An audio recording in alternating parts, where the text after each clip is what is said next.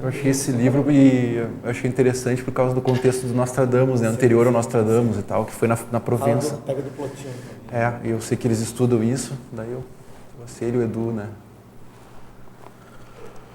Depois do altar lá do Apolônio. Essa é boa. Olha, aqui falam todos já, mas, os druidas, a chegada dos romanos, o cristianismo, tem todo mundo aqui, monasticismo. Onde você está, né? Basta, pode dar uma olhada aí.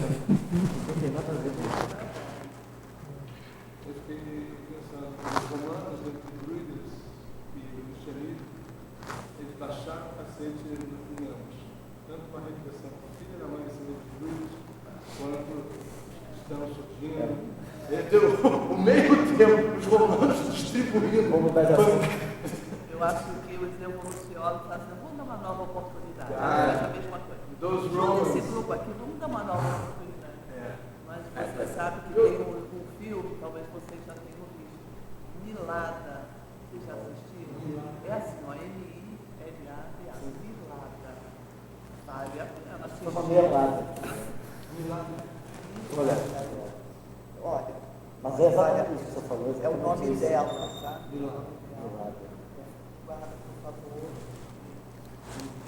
Já anotei aqui. Leva. Bota a capa para ele ver. Sobre o cristianismo primitivo, mas tem essa parte aqui sabe que Provença lá são os capas, era muito perseguido. Meu sobrenome, né? Valoar.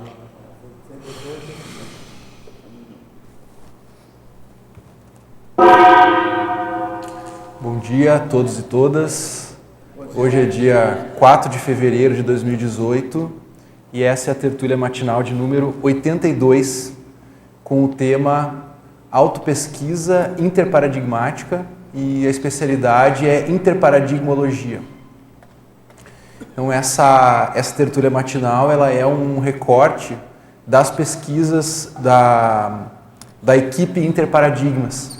Né? Nós somos editores dessa revista aqui, né? Revista Interparadigmas, que está já no número 4. E com o passar dos anos, desde 2012, né? Setembro de 2012, que nós estamos trabalhando com isso, e nós vimos já assim acumulando uma série de informações e conhecimentos a respeito do tema da mudança de paradigmas. Nós, aqui na Conscienciologia, ela pretende lançar um novo paradigma científico de estudo da consciência, que é o paradigma consciencial. No entanto, né, o lançamento, a formulação de um novo paradigma, ainda mais nesse caso um paradigma que se pretende algo vivenciado, né, que é o paradigma consciencial, isso não acontece de uma maneira, de um momento para o outro, assim. Simplesmente o estudo do paradigma consciencial não significa que nós estamos já vivenciando o paradigma consciencial. O paradigma consciencial ele é uma formulação teórica. Né?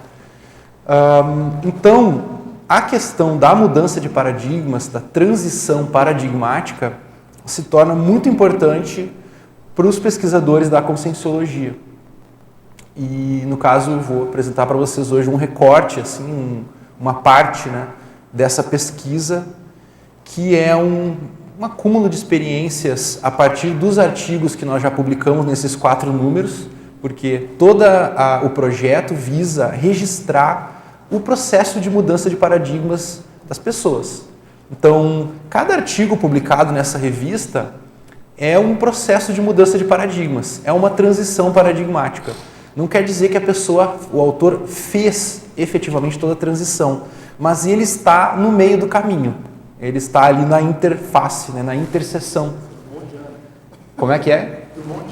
No meio do caminho. Então, a própria logo, né, da Interparadigmas, que é essa interseção de 3 círculos, ela quer passar essa ideia de que a gente não muda em bloco, digamos assim, do 8 para 80 no instante. Quer dizer, há uma transição E a transição é o mais difícil, digamos, de entender, de administrar, né? A transição é uma mistura, é uma mescla, ela é um híbrido. Então você tem elementos de paradigmas diversos que se misturam.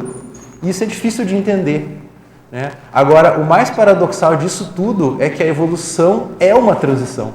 Então, assim, por um lado, né, estar em transição é difícil de entender porque é uma mescla, uma mistura. Por outro lado, quando nós não estamos em transição, sempre há transição. De modo que a ideia da interparadigmas e da interparadigmologia é conseguir criar discernimento para compreender melhor as transições evolutivas, por assim dizer. Quer dizer, já não sou mais tal coisa, ainda não sou tal outra coisa, estou no meio do caminho. E aí? O que eu sou? Onde estou? Onde eu estou, né? Onde estou? É uma ontologia. Exatamente. Bom.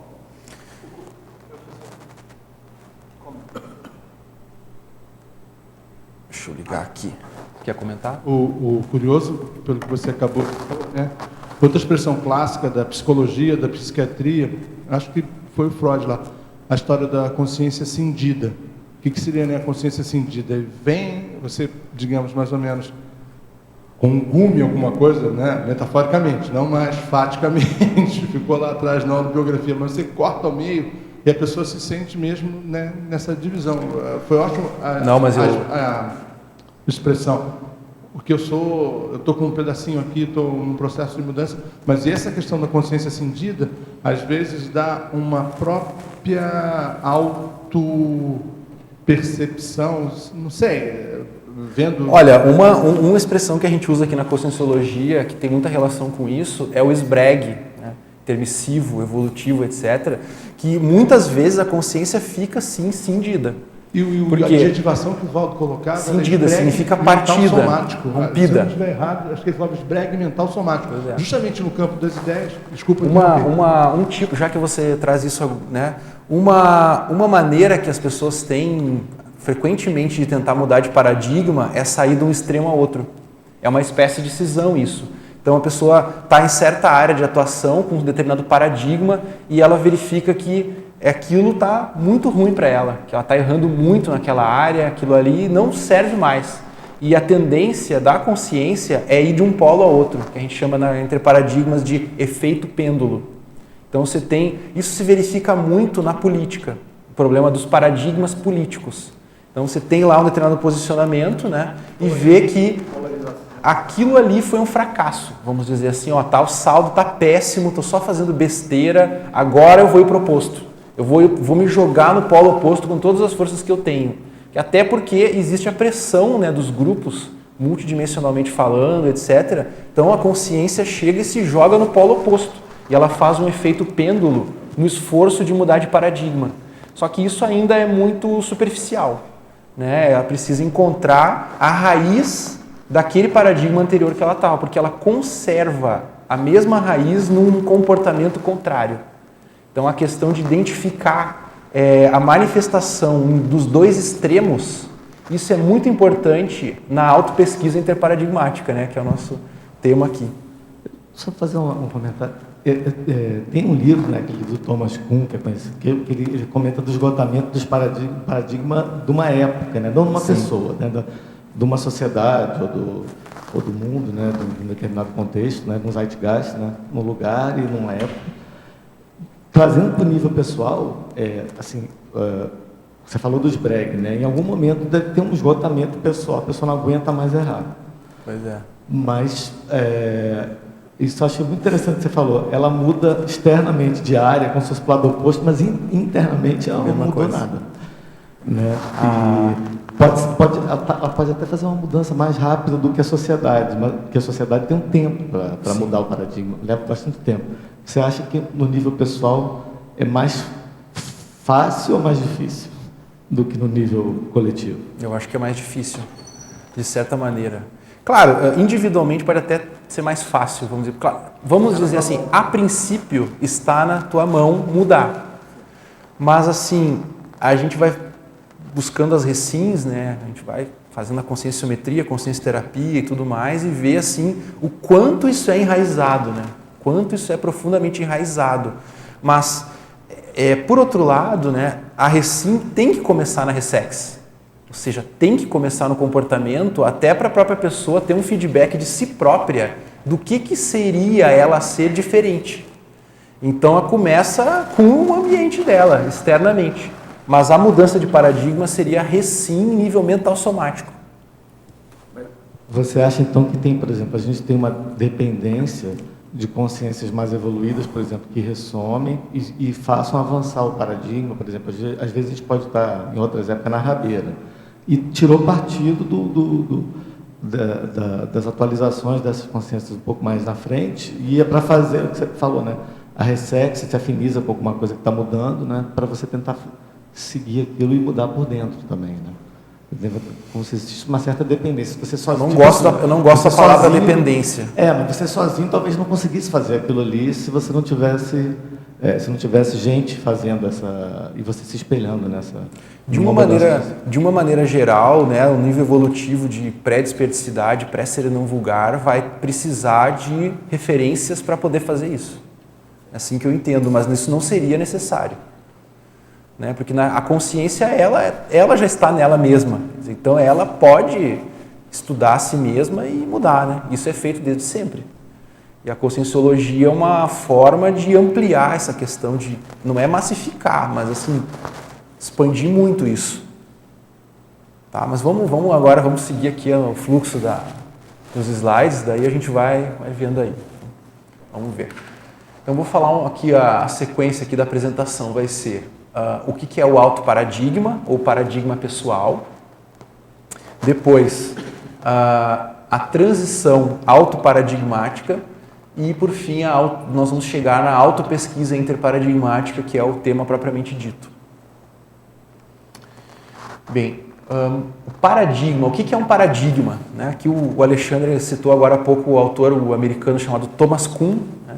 Que foi um filósofo da ciência que popularizou o termo paradigma nessas discussões de ciência.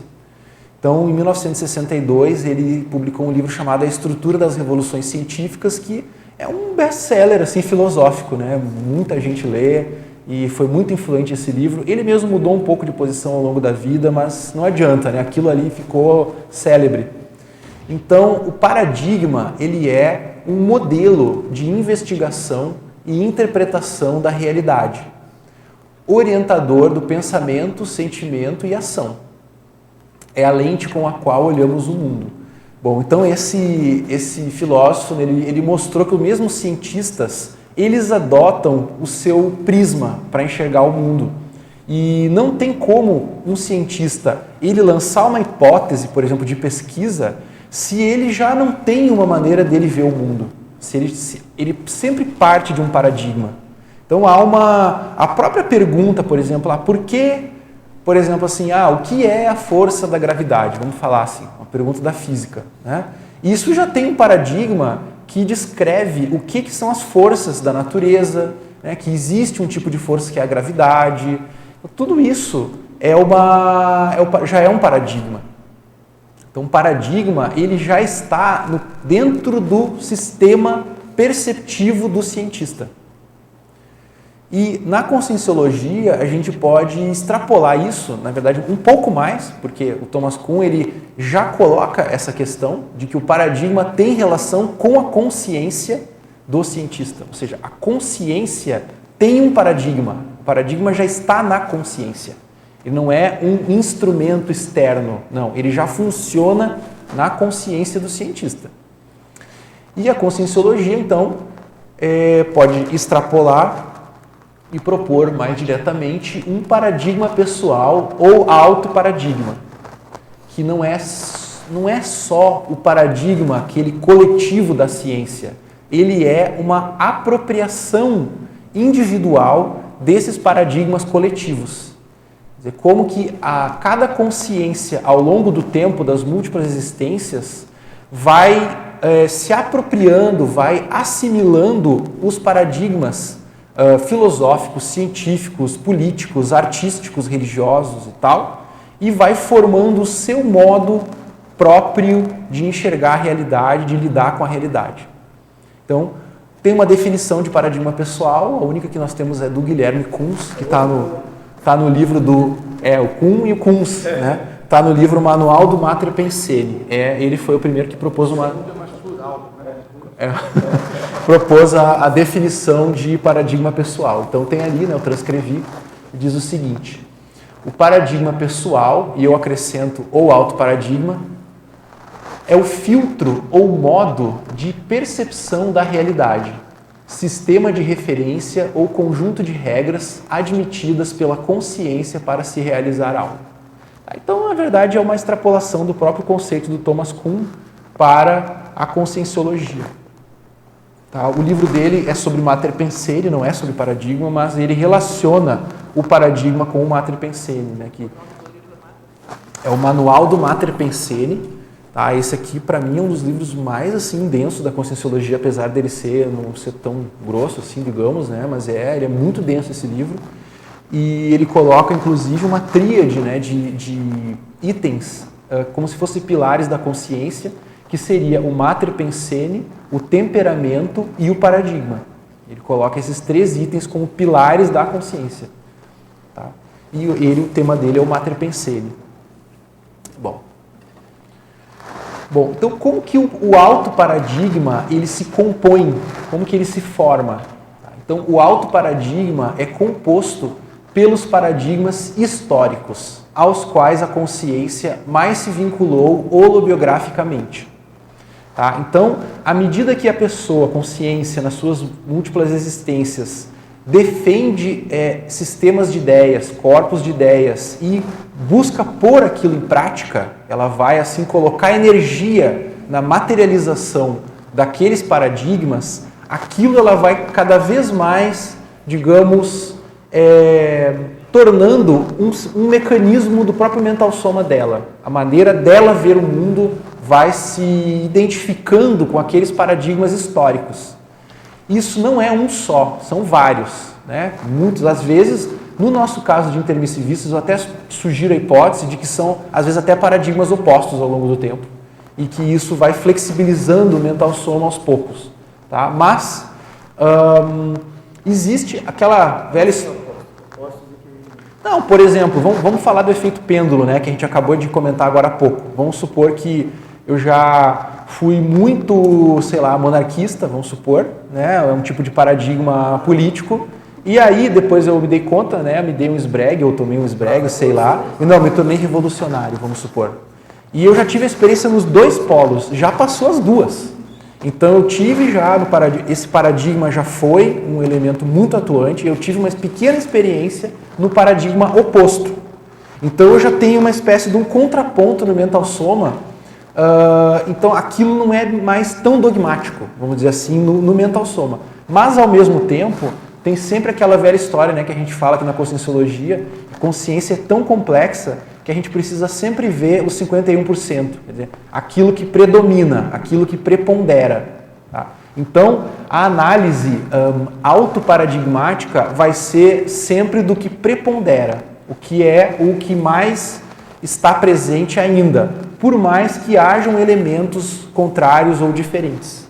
Isso é uma coisa difícil de fazer análise, né, porque a consciência é complexa, tem muitas facetas, e ela encontra em si mesma elementos de paradigmas opostos.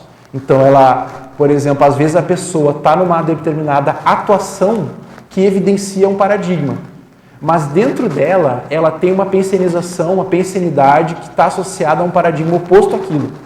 Então, ela justamente, mas muitas vezes sem saber o que ela está fazendo, ela está se jogando no oposto para se reciclar intimamente. Então, o que ela é? É difícil. Né? Qual é o paradigma dela? Então, ele precisa fazer essas diferenciações, né? Que são como se fossem umas dissecções. Isso é uma espécie de conscienciometria que a gente está propondo, mas é uma conscienciometria do mental soma, dos paradigmas, digamos, do mental soma. Pela sua exposição, eu fiquei pensando, por exemplo, aqui, né, dentro da CCCI, os compassageiros evolutivos, e cada um, por exemplo, quando está num cargo de direção, tem um amparo de função, está dentro do paradigma, né, cosmoético, consciencial, e aflora assim, vícios, né, de ações passadas, aí a pessoa se enclausura em petit comité, um grupelho apenas. Todos os postulados da paradireitologia, a horizontalidade, a equanimidade, são postos em derrocada, abaixo. Eu vejo isso, né, enquanto observação. E como é claramente a pessoa que está exercendo aquele ato ainda, né, com, por exemplo, resquício de tirania, de autocracia, não percebe. Ou se percebe e depois não faz nada em relação a isso. É bem a descrição que você falou e a gente, faticamente, se depara. E Olha, já fica aquela divisão, né, de assim, tem paradigma consciencial, todos os postulados da cosmoética, e tem outros que afloram, né, outros comportamentos viciosos e tal. É perfeita a descrição. E fica realmente a pessoa, né, cindida entre o cá, agora, o Dasein, cosmoético, e o lá. A velha história, né? Aparência é essência, né? Aquela história, né? Que o intrafísico é uma aparência, né? Você se reveste de uma nova aparência, uma nova personalidade social, etc., mas tem a essência que é a consciência. A descrição agora, perfeita. Não vamos entrar no fatalismo também, né? No que você está dizendo, no sentido de achar que isso sempre acontece, nem nada, mas assim, eu diria o seguinte... Assim, 50% menos 1. 50%, eu diria o seguinte, mas ainda é grave. Ainda é grave, né? Ainda mais, né, no caso do intermissivista, eu entendo que tem condições de ter o discernimento da sua manifestação trafarista, nesse caso, né? O problema é quais as ferramentas que a pessoa vai ter para lidar com aquilo, quer dizer, o que ela faz com ela mesma, né, quando ela está com esse tipo de pensênio, com esse tipo de comportamento, etc. Desenvolver isso aí. Entende? Agora, eu acho que a lucidez quanto ao paradigma pessoal ajuda muito, quanto à própria interparadigmologia, porque ela tem noção de qual é o paradigma passado dela, o que é aquilo, as raízes dela e os resquícios que estão ainda atuando, e que aquilo ali é um elemento, apesar de ser um paradigma passado, os resquícios são presentes. Tá? Ela tem aquilo, tem as companhias dela, que são os amigos do passado, que chegam perto e aquilo ali acentua aquele pensene, entende? Então tudo isso aí é a ampliação da lucidez que vai se dando gradualmente na autopesquisa. Isso é autopesquisa conscienciológica. Então, agora, o paradigma, ele tem uma relação, entendo que ele tem uma relação direta com o discernimento. Eu vejo o que vocês acham, até vou falar minha hipótese aqui para vocês. Eu acho que o discernimento tem como limite o paradigma pessoal.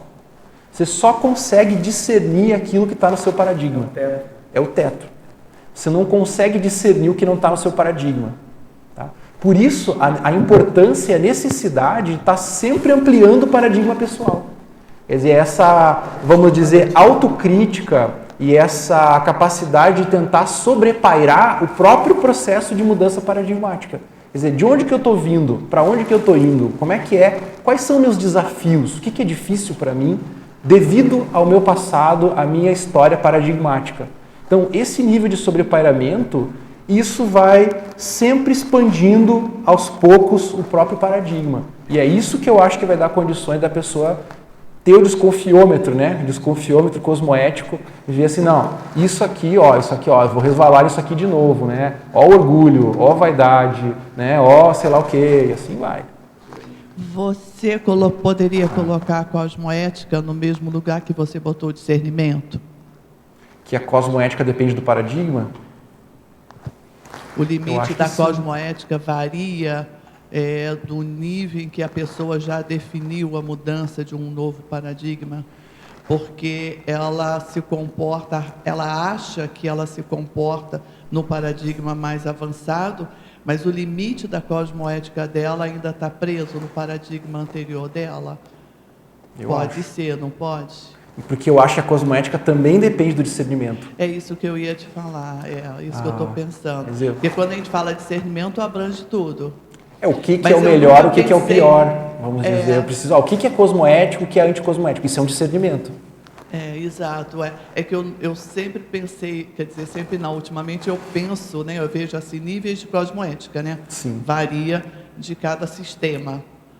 Então, eu sempre falei, aquele nível de cosmoética daquela pessoa, ele é relativamente alto, porque o sistema de pensamento dela, o paradigma dela já mudou lá para frente. E o oposto também. Mas ouvindo você falar que o discernimento também depende disso, é mais abrangente, né? mas é o mesmo, é real também.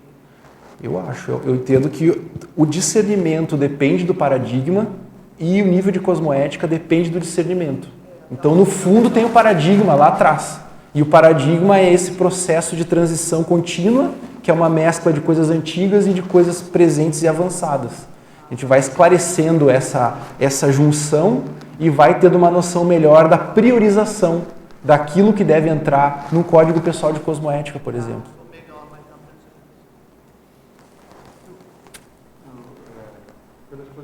Da Marina agora, nossa, eu fiquei lembrando assim, e que ajudaria muito, né, Albert Bandura, Teoria Social Cognitiva, e um dos conceitos que ele aborda é moral disengagement, né, o desengajamento moral. E a pessoa então está no decurso de uma ação, ela sabe, ela tem noções éticas de que aquilo é errado, que aquilo não deveria ser realizado. Mas, e o Bandura, né, ele aborda com uma felicidade, nossa, o livro está esgotado, bom, o que seja. Mas ele aborda isso, Marina, que você expôs. Aí tem esse desengajamento, você tem um corpus de conhecimento teórico avançado e as autojustificativas que a pessoa dá para realizar aquele ato não tão correto, aquele ato em algumas dimensões recrimináveis. Mas é só, enquanto, né, inserção bibliográfica, nossa, o Bandura, tem, né, teoria social cognitiva. Psicologia do desenvolvimento moral, né? Você tem, por exemplo, Lawrence Kohlberg também, né, que estudou os níveis de desenvolvimento moral. A lógica, a exposição. E coloca, por exemplo, o nível mais avançado de desenvolvimento moral como o universalismo, princípios universais. Então, através de princípios universais, a pessoa tem condições de sobrepairar e fazer a própria crítica à moralidade, digamos assim. Lawrence Kohlberg, que é o K-O-H-L-B-E-R-G, Lawrence Kohlberg. Ele foi um estudioso do Piaget, mas que se dedicou só à pesquisa do desenvolvimento moral, em adolescência especificamente. Bom, então o autoparadigma, ele se compõe desses paradigmas históricos aos quais a consciência mais se vincula. Tá? E esse vínculo, isso também é uma conexão com o grupo karma intelectual, que a gente chama do grupo karma intelectual. Quer dizer, por mais que não é só um processo individual, ele é um processo grupal, mas a evolução ela é individual, basicamente. Então, se eu estou tentando mudar de paradigma, né, eu estou fazendo força para reciclar e mudar de paradigma, eu também estou tensionando essas relações grupocármicas dos grupos com os quais eu atuei nos paradigmas históricos. Então, por mais que pode ter sido alguém que foi protagonista, que publicou um livro, pode ter sido alguém que leu o livro, que foi uma equipe que ajudou a pesquisar para escrever o livro, pode ser um tradutor de um livro que ajudou a difundir aquilo, ou pode ser simplesmente um público mais amplo que aderiu a determinada linha de conhecimento. Então, todas essas esferas é o grupo karma intelectual, tá? Estão implicados. No nosso caso, por hipótese, né, a gente pode levantar uma hipótese plausível de ter sido autores, né, de obras desses paradigmas históricos. Eu acho que seria o mais lógico, né, para uma primeira geração de curso intermissivo. Você pegaria, claro, né, quem já está com condições de atuar naquilo ali e tudo, para poder alcançar o grupo karma intelectual mais no atacado. Mas isso é uma hipótese. Bom, ainda sobre a composição autoparadigmática, né, como que o paradigma pessoal se compõe, então é importante dizer que ele é composto por todos os tipos de conhecimento. A gente diferencia, né, entre paradigmas o tipo de conhecimento e o paradigma. Então isso foi uma grande discussão que nós tivemos há um tempo atrás, mais de anos, um tempo atrás já, né, que o tipo de conhecimento ainda não é o paradigma. Então você tem lá, por exemplo, ciência, filosofia, religião, arte e política, por exemplo. Vamos considerar 5 tipos básicos de conhecimento. Tem mais, tá? Mas vamos considerar esses 5 tipos básicos. Dentro de cada tipo de conhecimento é que vão ter os paradigmas. Então, por exemplo, nas ciências, tem vários paradigmas numa disciplina. Na psicologia tem vários paradigmas, na geografia tem vários paradigmas e assim vai. Todas as ciências têm, biologia tem muitos paradigmas, né? Filosofia tem vários paradigmas também, é diferente, são paradigmas que duram muito mais tempo que na ciência, eles não necessariamente eles acabam, eles vão surgindo outros e tal, e assim por diante. Então, o vínculo paradigmático é dentro dessas áreas. tem os paradigmas dentro dessas áreas. Tá? Então isso é uma diferenciação básica. E a primeira coisa que a gente precisa fazer para estudar o paradigma pessoal não vai ser ver qual é o paradigma, vai ser qual é o tipo de conhecimento que predomina no meu passado. Qual desses, por exemplo, que mais predomina no meu paradigma passado? Ciência, filosofia, religião, arte ou política? Qual desses 5 é o que mais predomina no meu paradigma passado? Claro que, bom, eu vou mostrar mais para frente essa questão dessa dinâmica entre passado, presente e futuro, que na verdade é um tensionamento, assim. Às vezes fica um pouco cindido, meio dividido, eu fiquei pensando aqui, né? Por exemplo, o direito, as instituições do direito. Ele fica com um pezinho na filosofia, tem a ius filosofia, né? Filosofia do direito, tem a política, particularmente, eu fico imaginando, por exemplo, você tem uma história autobiográfica em meio, né, aos jurisconsultos da autobiografia, já não é mais da vida, mas você está com um pezinho ali na filosofia, outro na política, com alguns outros desdobramentos. Você se eu acho com isso que na autopesquisa? Opa! Sim, porque tudo isso vai ficando mais nuançado, entendeu? Vai ficando mais assim detalhado, especificado. Então você pode começar com o tipo de conhecimento. Vamos supor, direito poderia ser um 6º ali. Vamos supor, sei lá, direito, por exemplo, é o tipo. Agora, qual paradigma? Bom, aí eu não tenho tanto conhecimento assim, mas você vai buscar dentro de positivismo, sei lá, positivismo, vamos supor, jurídico lá, sei lá, é um tipo de paradigma. Bom, mas dentro disso, você pode ainda buscar mais ainda, se você quiser. Entende? Agora, dentro desses exemplos que você falou do direito, poderia fazer o seguinte, que você tem a pessoa do direito, né, o estudioso do direito e tal, ele pode ser mais da filosofia, realmente, como você disse, pode ser um filósofo do direito, que ele não atuou, é muito mais uma vinculação com a produção de ideias. Ou você pode ter também essa pessoa que é muito mais da ação, por exemplo, que foi um conselheiro, alguém que influenciou a ação de pessoas que tinham poder, etc. Entende? Mas só que o nosso ângulo aqui não é tanto da seriexologia. Não é tanto no sentido de identificar a personalidade, mas no sentido de identificar a tendência de raciocínio. Tá? É a maneira de raciocinar, é o processo de como que você argumenta, como que você defende aquilo que você pensa. Isso vai evidenciar o paradigma. Entende? Então, há uma aproximação com a seriexologia, evidentemente, mas não é o foco. Não é o foco. O foco é o entendimento da maneira de argumentar, de defender ideias. Isso, por si só, a gente consegue, vamos dizer, peneirar, né, destrinchar e tentar entender, né, quais são os paradigmas que estão ali vigentes, eles estão ali ainda vivos atuando. É possível. Então, direito, linhas gerais. Mas e aí, vamos ver agora. Você é mais da filosofia, você é mais da defesa mesmo, por exemplo, sei lá, de pessoas, como é que é? E tudo isso aí tem que ver. Entende? Então, da mesma forma, então, a gente vê que a política, ela é um campo inevitável para todos. De uma maneira ou de outra, pode ser que não seja o predominante. Pode ser, por exemplo, que seja, sei lá, a filosofia, vamos supor. Tá? Mas sempre a pessoa, vamos dizer assim, não tem como uma pessoa que foi pensante na época que ela viveu, que ela estava tentando entender alguma coisa, ela sempre teve um posicionamento político, de alguma forma ou de outra. É explícito, ou oculto, escondido, sei lá. Então a política, e mais do que isso, a política, ela faz muita diferença, aparentemente, na questão holocármica. Porque é o ato de influenciar os outros.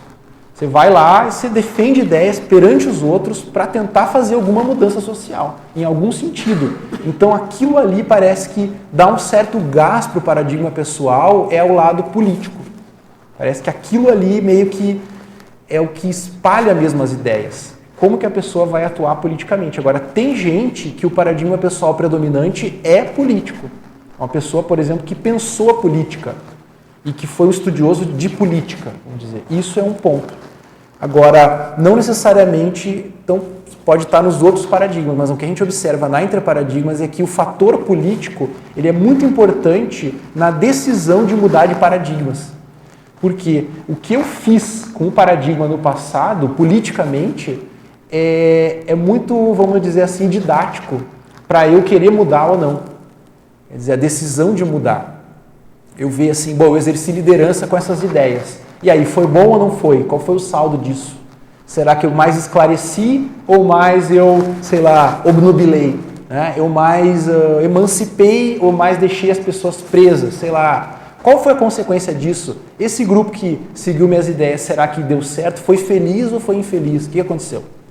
Então, toda essa avaliação, né, passa por esse viés político também. E uma outra variável que a gente vê também na interparadigmas, além da política, que influencia praticamente todo mundo, é o parapsiquismo também.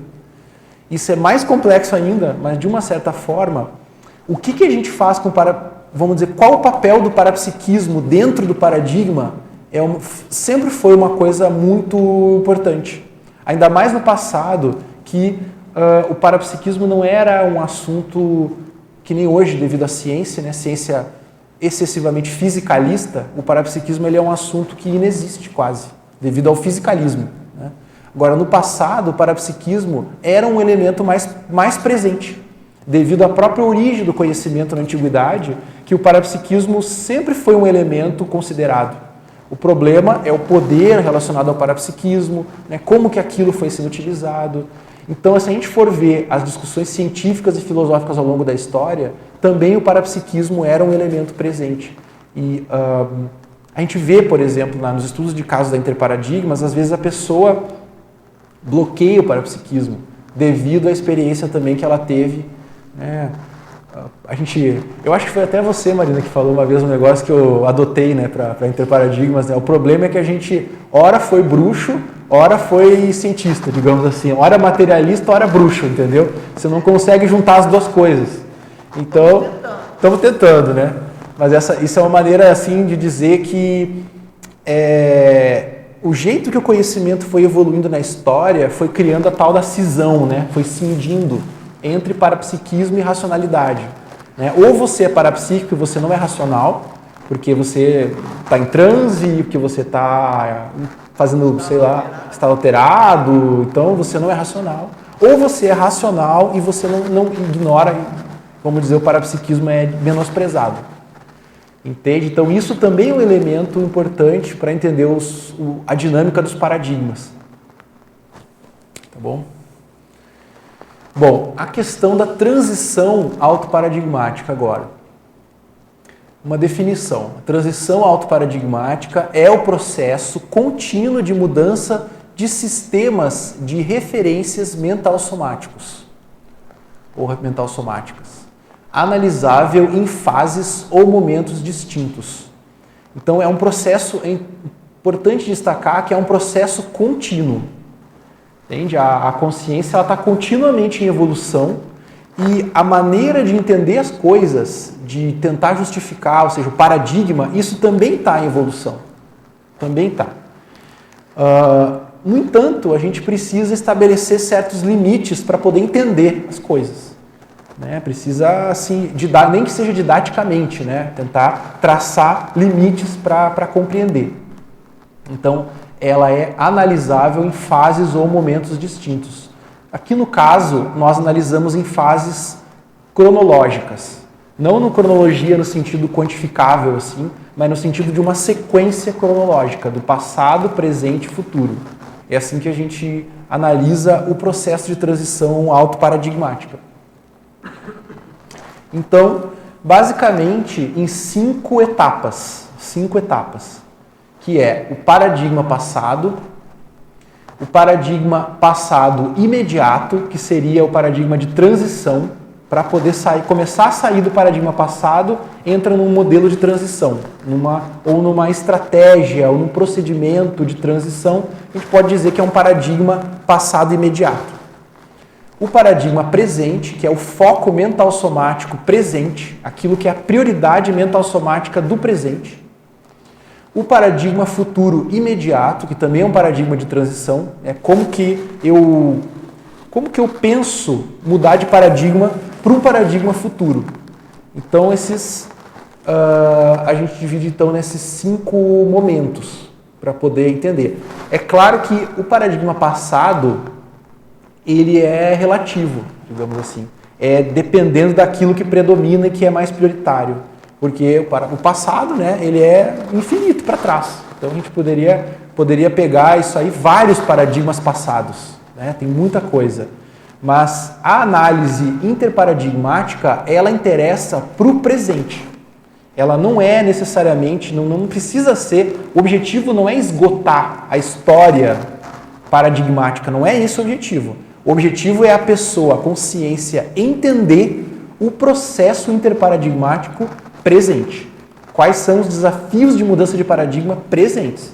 Então, quando nós fazemos esse estudo nas atividades da Interparadigmas, a gente começa do presente. E aí vai ver qual é o paradigma passado que ainda está mais influenciando na mudança de paradigmas no presente. É esse que é o exercício. Tá? Não é uma análise exaustiva, ela é uma análise focal. Ela é assim bem dirigida. Bem, agora, né, o tema mesmo principal, que é a autopesquisa. Nós já estamos falando disso, mas a autopesquisa interparadigmática. A autopesquisa, quer dizer, é o levantamento de dados a respeito do processo de transição interparadigmática pessoal. Quer dizer, como que está a minha mudança de paradigmas? Como que é? Como está sendo? Estou conseguindo? De onde eu estou vindo? Para onde eu estou indo? O que eu tenho feito para mudar de paradigmas? Esse tipo de coisa. Porque a evolução, ela é espontânea, digamos assim. Todo ser vivo está evoluindo, ele está interagindo com o meio e ele está se adaptando, vamos dizer assim, minimamente isso. A consciência humana, né, também, de uma certa forma, toda a consciência humana está experimentando maneiras de evoluir, às vezes muito erradas, mas ela está experimentando maneiras que ela acha que ela vai evoluir. Então, a autoevolução lúcida é que é a novidade, é a neo-verpom, digamos assim. Essa que é a questão. Porque a evolução sempre houve. Então, isso é uma tentativa, né? Isso é um instrumental, digamos assim, para compreender um ângulo da autoevolução, tornar ela lúcida. Tá? Então, essa que é a questão. Bom, então, primeiramente, o primeiro dado, né, da autopesquisa interparadigmática é o levantamento das dileções intelectuais. O que significa isso? É os gostos intelectuais, o que você gosta. Mas isso a gente verifica através de fatos. Né? Através, por exemplo, da análise da biblioteca pessoal. O que predomina na sua biblioteca? E quais são suas obras favoritas? Quais são as partes da biblioteca favoritas? Né? O que você estudou? O que você optou por estudar? De uma forma ou de outra, você optou. Então, o que é que você mais se dedicou intelectualmente nessa existência? O que você já escreveu? Que tipo de texto você já escreveu? Não interessa se é monografia de faculdade, não interessa, qualquer coisa. Convencional ou conscienciológico, tudo. Porque tudo é uma expressão do mental soma. Então, nós fazemos tem que fazer esse levantamento para ver. Deixa eu ver. Então, a biblioteca pessoal, a produção acadêmica, produção escrita, etc. Tudo aquilo que manifesta uma dileção intelectual está manifestando o processo paradigmático, o paradigma pessoal. Tudo isso. Mais ainda, interparadigmático. Quer dizer, no momento que o que eu estou assim tensionando na hora que eu escrevo um texto? Quer dizer, o que eu quero propor de novo ali? Eu estou criticando o quê? Eu quero assim mudar o quê? Então, isso é bem evidente do movimento interparadigmático, mesmo dentro dos tipos de conhecimento. De onde que eu estou vindo e para onde que eu estou indo. Por exemplo, né, uma pessoa, por exemplo, que resolve mudar de área dentro da sua área de formação. Né, ela começou numa área, sei lá, vamos supor lá, deixa eu tentar achar um exemplo. Vamos pensar um engenheiro, por exemplo, tá? O engenheiro, o cara lá, engenheiro civil, né, numa área da engenharia bem assim hard, né, aquela área mais tal, e ele fez lá estudos na área de materiais, né, tipos de concreto, essas coisas assim, Tá? Então, a formação dura, literalmente, né, da engenharia civil. E aí, com o tempo, ele vai dar aula, por exemplo, num curso de engenharia e tal, e ele vai vendo que o problema educacional do ensino é uma coisa importante. E aquilo vai chamando cada vez mais a atenção dele, e ele resolve que ele vai mudar e ele vai começar a estudar o ensino de engenharia. Tá? E aí ele vai ter que escrever sobre isso. Por que é importante o ensino de engenharia? Por que é o problema de uma ciência humana? Então, isso mostra uma transição paradigmática. Né? Ele veio de uma área, de um paradigma científico natural aplicado, engenharia e tal, e ele está indo para uma área científica de humanas, que é a pedagogia, por exemplo. Ainda é o ensino de engenharia, então ele não vai sair da engenharia pura e vai ir lá para direto a princípio, né? Ele não vai ir, sei lá, para um teatro, não sei, uma coisa, pensando assim, né? Coisas muito díspares, né? Pode acontecer, né? A gente vê isso, né? Ainda mais aqui, né? Na CCCI a gente vê, a pessoa faz psicologia, por exemplo, né? Muda e tal. Mas, no geral, essas mudanças de paradigmas, elas são mais graduais. Você vai abrindo mão de uma coisa e vai pegando outra, mais ou menos parecida com aquilo que estava fazendo, porém mais qualificada. Não poderia ser aí a base de tantos conflitos que a gente verifica em nós, conscienciólogos, as pessoas que começam a chegar até a conscienciologia um pouco mais, não estaria faltando essa compreensão da interparadigmática? Eu acho que falta, porque é a crise paradigmática, né? Vamos dizer assim, o problema da crise paradigmática. O que cada um de nós, o que acontece com a pessoa quando ela chega na conscienciologia, ela conhece o paradigma consciencial. O que acontece? Bom, o paradigma pessoal dela começa a bater pino, né? Aquilo ali começa, né? Ela começa a questionar tudo aquilo e tal, e aí é como se fosse uma síndrome até certo ponto, né? Quer dizer, cada um vai vivenciar essa crise de uma maneira diferente e gerou um tensionamento interparadigmático. Claro que tem os agravantes de cada situação, né? Mas eu concordo com você, eu acho que isso ajudaria a compreender, não necessariamente resolver, mas compreender, né? Mas já é outra coisa. Compreender seria o primeiro passo. Recentemente tive oportunidade de estudar um pouquinho mais a questão do perdão. A pessoa se sentia prejudicada pela atitude de uma outra pessoa. Então, só que o conflito estava muito grande, porque passava tempo e ela não conseguia se libertar daquilo, ela se sentia vítima. E então eu abordei a ela a questão do perdão, inclusive tem cursos aí da turma dos professores já, né, estudando perdão e tal. E ela ficou muito irritada, muito incomodada com a proposta. E no decorrer da conversa, na minha tentativa de ajudá-la de alguma forma, né, eu comecei a explicar a condição do conceito da interprisão evolutiva, interprisão grupo kármico. A pessoa parou para pensar e fez algumas perguntas a respeito, e aí eu pude discorrer um pouco mais essa ideia, né? Questão da interprisão, como que a gente pode, através da autolucidez, a pessoa ir afrouxando esses laços da interprisão, que é uma prisão. A pessoa mudou o padrão de pensamento, o padrão da energia das emoções dela, né? Aquela ânsia de se colocar como vítima para se vingar, né? De quem ela acha que agrediu ela. E ela falou para mim assim: eu vou pensar nisso, eu acho que é a minha cura. E para mim, por exemplo, é a mesma coisa, né? Um conhecimento, um comportamento está conectado com o outro. É disso que você está falando?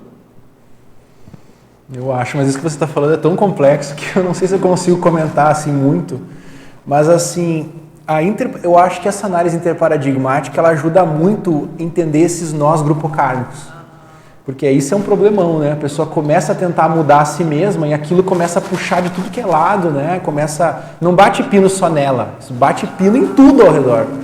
Então, o paradigma consciencial ele tem essa peculiaridade, apesar de ele ser um paradigma, assim como os outros são paradigmas, mas o paradigma consciencial ele permite esse sobrepairamento, né? Que é como se fosse um ponto de vista que a gente chama de uma meta paradigma, vamos dizer assim.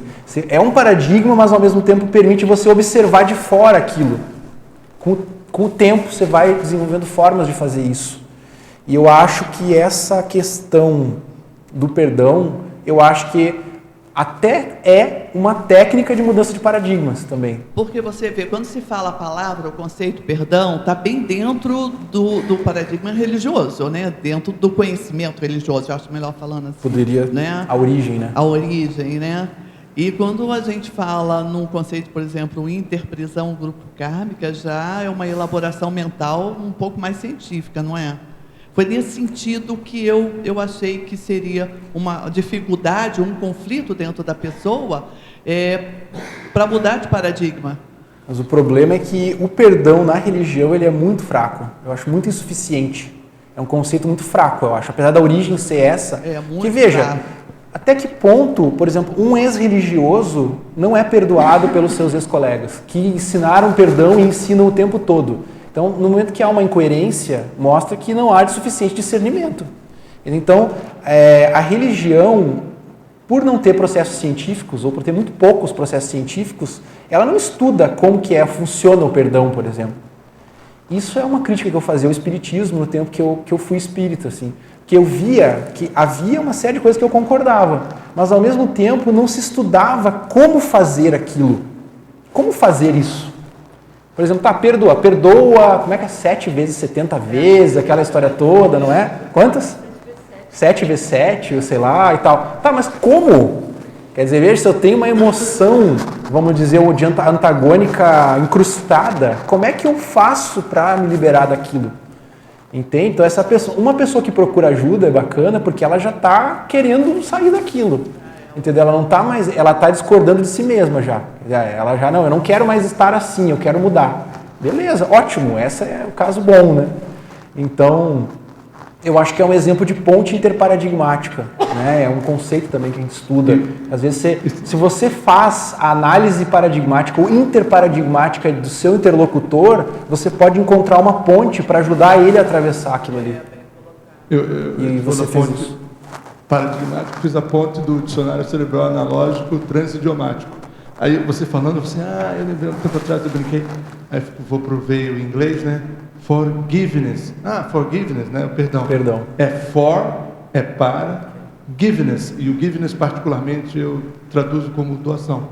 Eu também, né, cada um sabe as dificuldades pessoais do para perdão, doar. Né? Mas aí o forgiveness is forgiveness. Perdão é para doação. Deu o seu perdão. Eu gostaria também de comentar o exemplo que foi trazido, né? Acho bem interessante. Eu tenho a impressão que para dirigir a vida cotidiana entra um pouco naquelas colocações que você fez antes, Alexandre, de que a gente tem um conjunto de paradigmas dentro de nós e que me parece que naquela situação ali o que aconteceu foi o reconhecimento do paradigma, vamos dizer assim, entre aspas, da interprisão grupocármica, foi reconhecido rapidamente porque dentro daquela consciência existem informações em que essa ideia é coerente. Então, assim, na verdade, não é que foi apresentado um paradigma novo para a consciência, é que houve talvez um componente, né, que aí pode ser o componente de auxílio, né, de você, como o Valdo falava, de mudar o bloco pensênico. Então, assim, você fez uma ponte, talvez, entre aspectos diferentes daquela consciência poliédrica, né? Então, a lei de Talião ali foi substituída, vamos dizer assim, pela lei da inseparabilidade grupocármica, por exemplo. Mas aí, Marina, não sei se você pode falar, dentro dessa pessoa, qual que você acha que é o tipo de conhecimento que mais predominava nela? O que estava segurando ela? Era uma raiz religiosa, uma raiz política, uma raiz artística, uma raiz... O que você acha que é a área do mental soma? Política. Política. Então é paradigma político. Paradigma político. É bem claro isso, paradigma político. Embora o conflito, o sofrimento era bem no nível de humanos, no sentido de algoz e vítima, mas isso é um processo evolutivo que a gente conhece bem, né? Predomina, né? Em muitos casos. Mas é o processo político. A pessoa estava satisfeita porque ela tinha o caso dela para brigar por aquilo. Na hora que entendi bem o que você falou, bem isso que ocorreu. Na hora alguma coisa que eu estou interpretando que foi a mudança de ideias, né? Mas alguma coisa fez ela pensar, porque até então ela não estava pensando, ela estava reagindo e se alimentando daquela energia. Mas o quadro da pessoa é político. A gente sempre levar para o mental soma ajuda. Né? Quer dizer, no momento que a gente começa a pensar, né? Mas vem cá, o que essa pessoa está defendendo? Que tipo de ideias? Por que ela está fazendo isso? O que ela quer realmente? Começa a colocar essas perguntas durante a própria interação, você vai fazendo uma compensação mental somática, né? E a sensação de reatividade ela vai diminuindo, né? Tudo. E entre paradigmas, hoje é você pensar na base mental somática da manifestação da consciência. Quer dizer, que ideias que ela está defendendo com isso. Isso é muito interessante, muito interessante. No passado dos religiosos, vamos assim dizer, a palavra, como você usou aí a condição do perdão, né? A palavra caridade, ela é muito falada, mas não se ensina como. E fazer essa tal da caridade sem isso que você acabou de falar, ou seja, sem o arcabouço intelectual, sem saber lidar com as ideias, hoje em dia, como conscienciólogo, como estudante de conscienciologia, eu vejo que é impossível. Então, para fazer assistência, a mental somática é extremamente importante. Então, é exatamente isso que você está falando é um exemplo de mudança de paradigmas, porque a doação sempre foi considerado um traço divino. Né? Desde a antiguidade, desde antes, por exemplo, a semelhança com os deuses ou com Deus é o ato de doar. Então, isso é o que chama até do isomorfismo. Né? No próprio judaísmo, na Cabala, tem o termo que é haja da mesma forma que o Criador, doe, não seja simplesmente um receptor e tal. Mas isso é uma questão teológica, né? E a pessoa vai fazer isso e ela vai encontrar toda a miscelânea dos seus traços, da sua complexidade consciencial, e aí como é que ela vai fazer? Então, a transformação da doação, da caridade, digamos, na interassistencialidade, isso é uma transição paradigmática. Muito interessante. Porque a interassistencialidade é a técnica evolutiva. Ela é eu acho que ela é a técnica evolutiva. Quer dizer, todas as técnicas evolutivas, de uma certa forma, elas pegam o veio da interassistencialidade. Seja a técnica da TENEPS, Invexis, Resexis, dupla evolutiva. Essas técnicas evolutivas, elas vão no vetor ali, né, no sentido da interassistencialidade. Então, havia uma certa lógica nessas formas de conhecimento antigas, mas sem a cientificidade, isso fica muito superficial. Muito na base, digamos, do talento individual e da capacidade do gênio, digamos, de cada um, de mergulhar naquilo e tirar bons frutos daquilo ali. Agora, a ciência, ela permite uma difusão ímpar do conhecimento. E essa reconciliação da ciência com o parapsiquismo, vamos falar assim, né, que é a origem das religiões e tal, isso é a novidade da conscienciologia, né? A novidade da conscienciologia. Uma coisa é séria, hein? Porque que a tal da interassistência não basta boa vontade, não basta. Tem que ter tudo isso que você acabou de falar mesmo. É claro que, como a gente sempre fala, aquela coisa que sempre se fala, né? Começa pela TACOM, né? E qualquer assistência já é melhor que nenhuma, né? Aquela coisa é melhor você ajudar do que você ficar só fechado em si mesmo. Mas quanto mais vamos dizer, houver a especialidade interassistencial da consciência, melhor será o saldo evolutivo para todos. Você colocar em prática aquilo que é a sua expertise interassistencial. Muito bom, Zé. Alexandre, essa maneira que você acabou de falar aí de pensar essa abordagem autoparadigmática, né, que você fez uma ponte agora entre a questão religiosa com os deuses, isso não seria um certo sectarismo teocêntrico dentro da própria interparadigmologia? Porque, veja, o planeta Terra, se a gente pensar só aqui no nosso mundinho, essa história que você acabou de contar é uma parcela pequena do planeta, porque hoje a gente tem uma população enorme, hindu, chinesa e de outras formas de pensamento que não vêm dessa raiz que você acabou de colocar. Essa é uma raiz que tem uma influência ocidental, judaica, Estou falando do de um Ocidente. certo grupo. Estou falando do Ocidente. Né? Então, assim, se você for criar uma vertente dentro da interparadigmologia com essa hipótese, isso é um fragmento. Né? E aí teria que considerar, por exemplo, a extraterrestriologia e uma série de outros fenômenos e processos diferentes. Então, assim, isso para mim soa um certo sectarismo teocêntrico, dentro da maneira de pensar. Você acha que ainda há um a pensamento teocêntrico interparadigmologia. da interparadigmologia? Pensa nos chineses, por exemplo. A população chinesa, toda a história chinesa, que vem de raízes muito antigas, que não tem nada a ver com isso. Mas a questão é a análise do caso. A interparadigmologia sempre está analisando o caso. Perfeito. Isso não é uma lei. O que ele está falando não se refere a todas as situações. Deixa eu encontrar um lado. Eu entendo que você está dizendo isso da seguinte maneira. Por exemplo, se a gente for considerar o taoísmo, por exemplo, eu acho que é um pouco o que você está falando, ou certas linhas do budismo tibetano, né? Existe uma cientificidade, sim, existe. Essa cientificidade que não chegou ao Ocidente, infelizmente, digamos, né? Há toda uma cientificidade de tentar entender a evolução da consciência, inclusive com parapsiquismo, tudo isso, assim. Eu, no entanto, vamos dizer assim, eu não acho que dê para generalizar tanto assim quanto você está falando. Eu acho que isso é uma ponderação necessária, eu acho, para não fazer injustiça, digamos. Mas na própria China, por exemplo, você também tem muitas crendices, entendeu? Há muita submissão do povo em vários tipos de dominações que eles passaram, entende? Vamos dizer, da mesma forma que você está falando, eu poderia dizer assim, nas iniciações da antiguidade havia processos racionais também, mas havia muita superstição, muita superficialidade também. Então, assim, eu faria essa ponderação em resposta ao que você está dizendo. Agora, olha só, a natureza interassistencial da consciência, hoje, você pode pesquisar de uma maneira assim surpreendente em subhumanos. Sem dúvida. E aí entender por que aquela consciência é diferente daquela.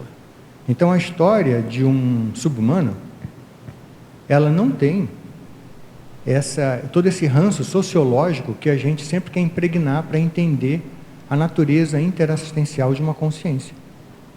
É diferente aquilo. Então, tem alguma coisa na interassistencialidade que tem uma essência consciencial muito profunda, que talvez a gente não entenda ainda. E a gente fica querendo associar com uma coisa que você colocou ali, que é a nossa história, o nosso paradigma recente. E quando a gente vai observar o universo consciencial, derruba essas teorias. Não sei se você entendeu o que eu estou entendendo, mas aqui, olha só. O que pensa só o seguinte, por que nós fazemos interprisão grupocármica? Vamos colocar assim. Quer dizer, existe uma origem, a interassistencialidade, realmente, ela está numa origem subhumana, muito mais pura, digamos assim, há uma, vamos dizer, parece que há um veio direto da consciência esse processo de doação, mas por que a gente faz interprisão grupocármica? Devido aos enroscos sociais.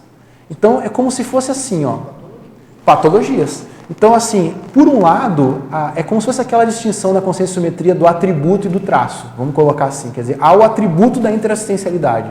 Quer dizer, é um veio funcional, funcionante na consciência. Mas aí entra o trafar, que é uma espécie de um ruído nesse atributo. E o problema é que agora, no presente momento evolutivo que nós estamos, a gente precisa lidar com as vicissitudes mais recentes. Eu entendo assim. Então, por mais que isso seja verdade, em algum momento, por algum trafar meu, mega trafar, eu errei, digamos, eu pisei na bola, eu errei a mão e tal, e eu arranjei um travão para mim. Então, nesse momento, é por isso que é preciso analisar esses contextos sociais. É por isso que eu entendo, circunstancialmente. Mas eu acho que a gente vai, aos poucos, resgatando essa fluidez. E realmente, eu concordo com você. Não é uma questão que é muito, muito superior e muito transcendente. Agora, eu acho que essa observação é importante, porque na hora que você vai escrever um livro, para clarear qual o nível de fundamento que você está colocando. O que é circunstancial recente e o que é realmente, talvez, uma base teórica que é desafio buscar e estudar, que é muito mais amplo, que é diferente da história recente. A história recente, como a Luciana estava dizendo, ela vai ajudar no caso a caso. Tudo. Sendo que o recente pode ser milênios, né? Sim, não é ok. recente, é relativo. Mas o problema é você ver, por exemplo, um livro que fica capenga, porque o sujeito está usando uma teoria parcial, querendo atribuí-la como geral. Entendeu? Aí eu acho que é o problema. Mas só que eu acho que a consciência ela tem esse paradoxo, né? Porque agora eu vou te colocar uma hipótese. Eu acho que a consciência não se manifesta sem paradigma. Eu acho que a consciência não precisa de um paradigma que é um frame, quer dizer, um mind frame. Entende? Um padrão mental para ela poder se manifestar. Então, só um instantinho. O atributo da interassistencialidade, ele vai se manifestar através de um paradigma. Então, por mais que ele exista nos subhumanos, por exemplo, o subhumano eu já não acho que tenha paradigma. Eu acho que é uma outra coisa. Eu não sei o que seria paradigma para o subhumano. Então, é o problema da nível evolutivo humano. No momento que eu adotei um paradigma, por exemplo, eu ressomei lá na Grécia, no século VI, antes da Era Comum. Então, eu fui um ser humano naquela época e eu acabei aurindo o paradigma que havia naquele ambiente. Então, deixa eu completar o raciocínio. O fato de nós somos a consciência ser holorressomática, no sentido multi-ser e exológica, tem muitas existências, a gente vai evoluindo através de elementos que a gente aure do ambiente intrafísico. Eu acho que esse é o problema, entre aspas. Porque essa é a limitação. Então, lidar com a interparadigmologia é lidar com aquilo que a gente auriu no nosso curso existencial contingente, quer dizer, aquilo que calhou de ser de cada um de nós. E eu acho que é um pouco uma descensão cosmoética até a gente ter a capacidade de lidar com isso. Porque o cosmos, eu entendo, a gente tem que alcançar o cosmos lidando com essas coisas chatas, entre aspas. Tá tudo ok. O problema que eu vejo é quando o parcial é tomado pelo geral. E você, às vezes, pode ter uma consciência do seu lado, que você faz um julgamento sobre ela, e às vezes o cara é um ET. Ela está muito além do que eu estou falando. E não tem nada a ver com aquela história que você está atribuindo a ele. Entende? Você quer atribuir uma visão parcial, sendo que você não consegue ter uma visão geral é um erro do bem problema. comum. Posso... Estou vendo, né, as posições de vocês dois. Mas deixa aí, Jarbas, olha só. Deixa eu falar um negócio aqui. Eu acho que isso é uma preocupação bem importante. Eu acho que isso tem relação com aquilo que a gente estava falando antes do sobrepairamento. Porque eu parto do seguinte princípio, né? O nosso paradigma, a nossa manifestação, ela é finita, limitada e falível. Então, assim, se a minha manifestação é falível, eu preciso ter um desconfiômetro para aprender o tempo todo. Quer dizer, eu não posso partir do princípio que eu sei tudo e eu vou sair enquadrando tudo dentro do meu modelo, assim. Quer dizer, eu tenho que deixar um princípio de abertismo, consciência, um princípio de abertismo. Quer dizer, peraí, vamos ver. O que eu posso aprender agora? O que é que está acontecendo aqui que eu não previ? Aí, mas entra naquele desconfiômetro, né? Quer dizer, peraí, mas eu estou ficando ansioso, eu estou ficando com vontade de enquadrar essa pessoa? Vou parar. Quer dizer, o que eu estou fazendo? Então, eu vejo assim, por mais que a gente tenha ciência, desenvolvido conhecimento científico de tudo isso aqui, a gente tem que ter o princípio da sempre-aprendência. Quer dizer, peraí, eu posso estar aprendendo o tempo todo, tem que ter um canal aberto para entrar alguma coisa, senão eu vou entrar no fechadismo, apesar de tudo. Uma coisa que eu sempre imagino é assim, se um dia o EM, ressomado, tiver contato com a ideologia da conscienciologia, e se essa maneira que a conscienciologia for transmitida a uma consciência desse tipo ou outras, com cargas de interpretação da história humana na Terra, entende? E aquilo ele vai sentir assim, puxa vida, será que isso serve para mim? O que eu quero dizer? Imagina um professor dando aula de conscienciologia e que assim vaze esse tipo de contaminação da história recente aqui no planeta. Isso esteja permeando toda a comunicação, por exemplo, está entendendo? E tem sujeito ali que não é dessa história. Se isso acontecer, paciência. Entendeu? Agora, o que eu te respondo? Eu não acho que o sobrepairamento possa virar um paradigma. Eu acho que a gente pode desenvolver certos traços, certa cognição ou paracognição para estar alerta para esses erros. Mas a gente vai errar sim. Vai errar. Não tem saída, Ulisses. Eu acho assim, profilaxia é uma coisa muito boa, mas ela não é perfeita. Então, assim, eu acho que é uma advertência correta o que você está fazendo, mas isso não pode ser uma neura. Entende? Assim, você é um ser limitado. Você atua dentro do máximo da sua lucidez que você tem disponível. Pode aparecer alguém que você não vai dar conta de lidar? Pode. Entendeu? Fazer o quê? É isso. Posso fazer uma observação? Aqui, ó. Alô? É a gente buscar um discurso universalista, Mas não é universalista? onde a nossa história do planeta Terra não seja tão central. É isso que eu estou querendo dizer. Vamos buscar. É. Não estou discordando de você, vamos buscar. Não sei quem é que está na fila aí, hein? Luciano. Aqui, ó. Na verdade ele estava na frente, depois eu, depois É o o Elvio. Ulisses, mas vamos... Tudo bem. Baseado nessa palavra autopesquisa, Sim. quer dizer, então eu penso o seguinte, dentro do estudo da conscienciologia, quer dizer, a recuperação de cons que eu possa conseguir, né, através do conhecimento, e baseado em que se nós já tivemos muitas vidas, tivemos também muitos egos, né? Só que de acordo com a situação que eu estou aqui, eu posso, né, vivenciar um ego assim, mais atual, atrasado ou não. Então, dentro desse recuperação de cons e como a gente pode atuar, por quê? Porque a partir do momento que eu me dou como um exemplo, né, de conduta, eu também já estou ajudando, pelo menos, né, assim, fisicamente, extrafisicamente, porque vocês não observam o seguinte, o tempo todo, né, que você está pensando, onde você está, as consciências aqui são muito mais do que as consim. Então, eu acho que a gente tem que ter muito cuidado, né, o tempo todo, e assim, poxa, que exemplo eu estou dando? Ou seja, daqui ao final do ano, eu vou estar a mesma coisa ou vou ter que estar melhor? Quer dizer, eu tenho que estar no mínimo um pouquinho melhor, né? Então, baseado nessa autopesquisa, quer dizer, aí sim eu vou poder fazer a interassistência, mas como que eu vou falar uma coisa, né, que o pessoal está vendo que eu estou falando, mas eu não faço aquilo? Mas, olha, eu acho assim, ó, tudo certo, porém eu faço a seguinte ressalva. Eu acho que a gente tem que tentar dar bom exemplo, tudo mais, mas não pensar no que os outros estão pensando. Eu não acho que isso aí seja o caminho correto. Eu acho assim, ó, por quê? Porque se a gente começa a imaginar muito o que os outros estão pensando sobre a gente começa a ficar muito desconfortável e muito reprimido. Não, mas eu acho assim, ó, eu acho que você fazer força para você ser o melhor possível e pronto. E você vai melhorando. Mas não ficar imaginando o que os outros estão pensando de você. Eu sei, presta atenção, eu não me preocupo mais com isso, porque senão não estava nem falando aqui. Eu digo o seguinte, que o importante, né, dentro dessa autopesquisa é você não só você realmente ajudar, entendeu? Mas com condição. Quer dizer, então eu acho que a conscienciologia ela trouxe uma ciência assim, né? Primeiro é o princípio da descrença, né? Que é o que serve para você, de repente, naquele momento, não é o que serve para mim. Então, então esse debate aqui eu acho assim muito bom, porque cada um dá dentro do seu conhecimento. Então, por exemplo, para mim está sendo muito esclarecedor.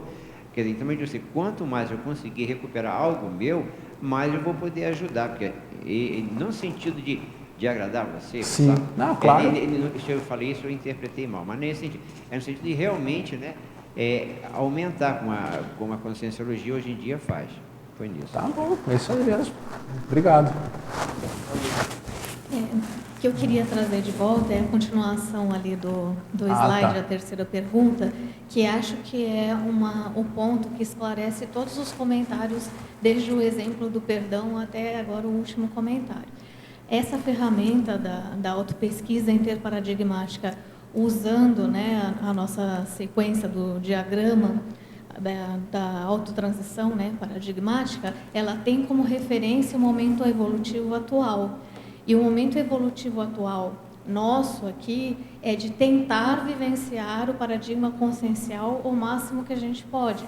Então, o nosso paradigma futuro, dentro lá do passado, presente e futuro, nosso paradigma futuro de referência é algum aspecto do paradigma consciencial, ou seja, é alguma ponte que nós estamos construindo para conseguir vivenciar o paradigma consciencial. No momento que a Marina trouxe o caso do perdão e usou a estratégia, né, de trazer o conceito da interprisão grupo-kármica, ela trouxe uma ponte para a pessoa se lembrar do paradigma consciencial e conseguiu ser bem-sucedida nesse processo. Então, todos nós estamos tentando chegar mais para dentro do paradigma consciencial no nosso âmago. Então, aí voltando para o que o Ulisses estava falando, né? Não tem problema que seja o EM ou qualquer pessoa de qualquer dimensão, de qualquer galáxia, porque o que interessa é o processo evolutivo daquela pessoa naquele momento. Se a gente estiver usando como referência que o paradigma futuro é o paradigma consciencial, ou o futuro imediato, né, que nós estamos em transição, o passado dele, não interessa em qual planeta foi, com qual história foi, existe, e ele está fazendo uma transição desse passado, que tenha nome que tiver, existe, para o paradigma consciencial. Caso ele já seja uma consciência mais avançada que a nossa média evolutiva e já esteja vivenciando isso plenamente, o paradigma futuro dele vai ser outro, que a gente desconhece e que a gente vai aprender a conhecer. De qualquer maneira, é uma informação. Isso aqui é uma ferramenta didática de autopesquisa e de autoevolução, apenas isso. Mas eu acho que vai ficar mais esclarecedor para as pessoas se a gente conseguir mostrar o diagrama, né? O diagrama e a questão da referência, né, no paradigma futuro. Tá. Acho que eu vou seguir. Tem alguém na fila aí? Eu vou seguir. Será que... Posso falar? A Marta. Então, eu estou vendo que a própria Conscienciologia, ela, com todas as ICs que existem atualmente, ela já fornece a possibilidade de cada pessoa escolher o seu trajeto evolutivo.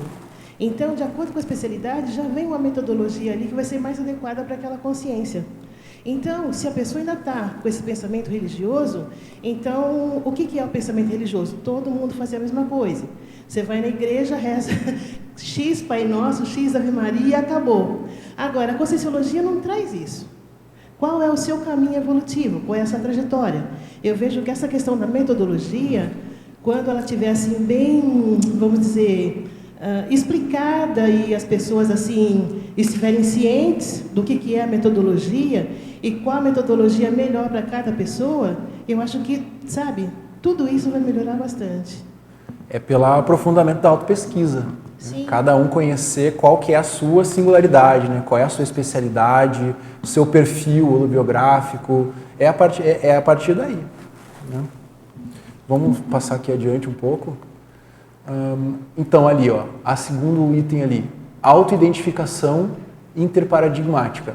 Qual o meu paradigma pessoal passado? Qual tipo de conhecimento? É o que a gente estava falando agora, né? Qual tipo de conhecimento predomina e tal. Qual o meu desafio evolutivo para vivenciar o paradigma consciencial e como estou fazendo a transição? Basicamente, no nosso caso, essa pergunta resume a situação.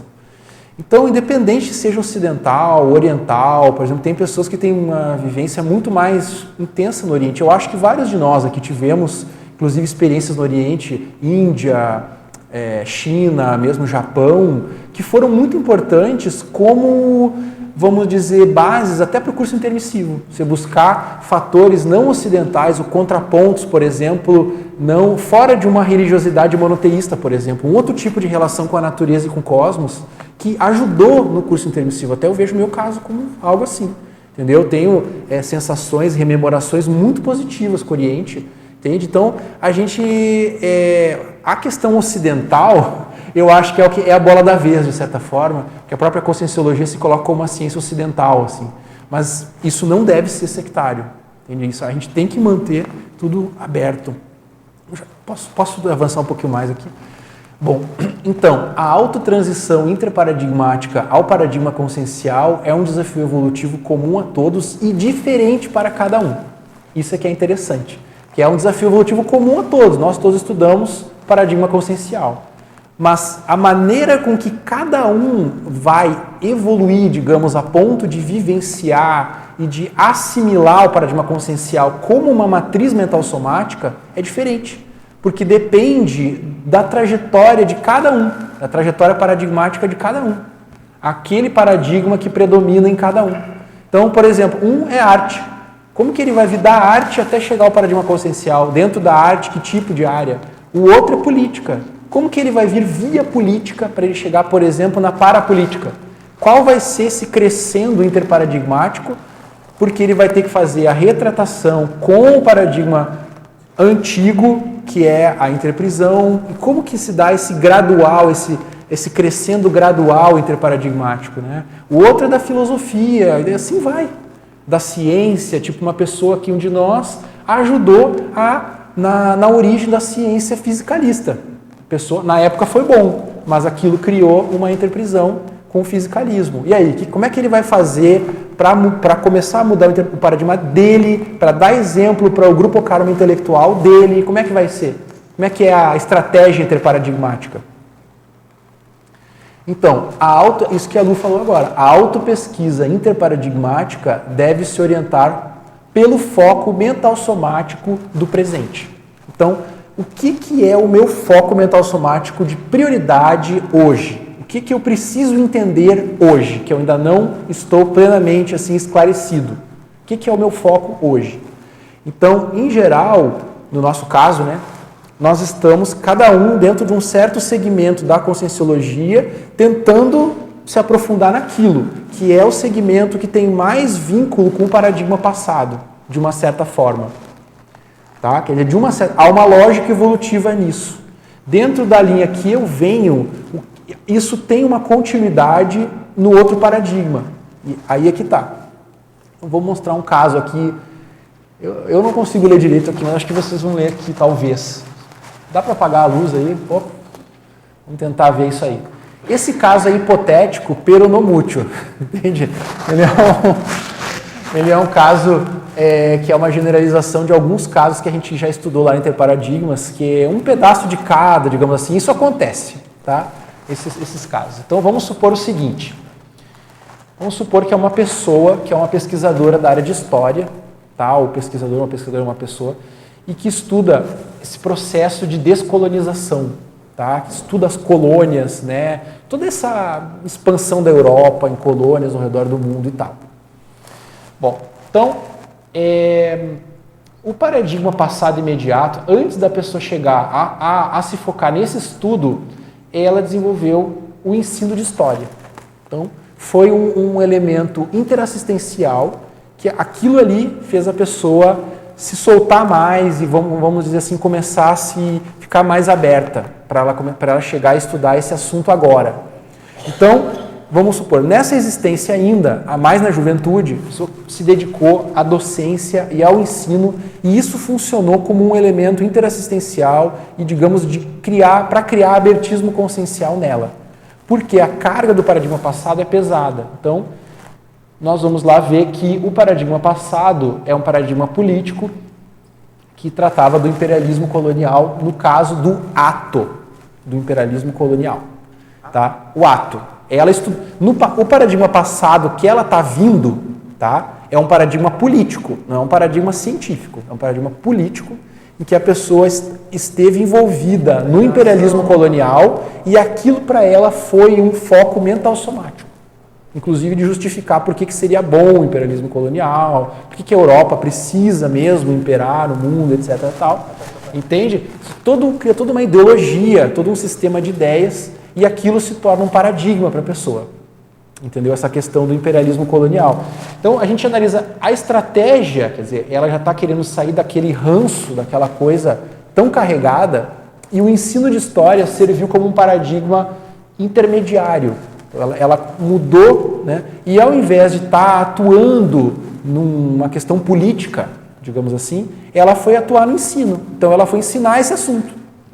Ela foi esclarecer as outras pessoas quanto a esse assunto. Reperspectivação. É uma reperspectivação. Esse paradigma passado não foi nessa vida, foi em alguma vida passada. Não vem ao caso, às vezes pode ser 3, 4, 5, enfim. Hoje, esse tema para ela é uma prioridade evolutiva. Ela precisa lidar com esse assunto da história, né?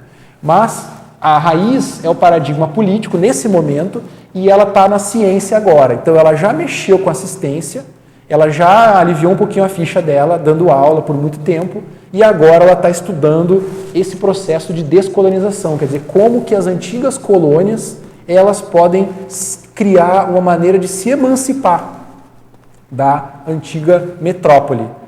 Esses processos, por exemplo, de ajudar certos grupos a ficarem mais autônomos, etc., lidar com as consequências da colonização.